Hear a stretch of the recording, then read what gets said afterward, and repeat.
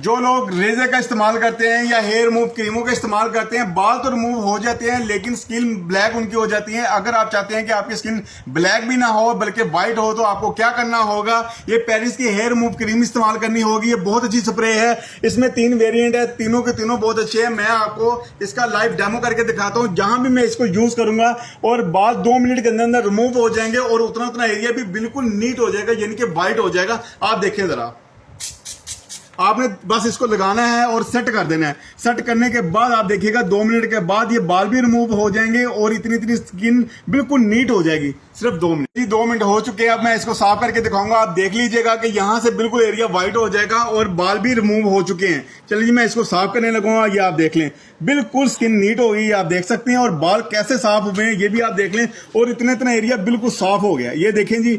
और ये 2 मिनट के अंदर सिर्फ अपना काम करता है, ना किसी किस्म की कोई जलन, ना किसी किस्म की कोई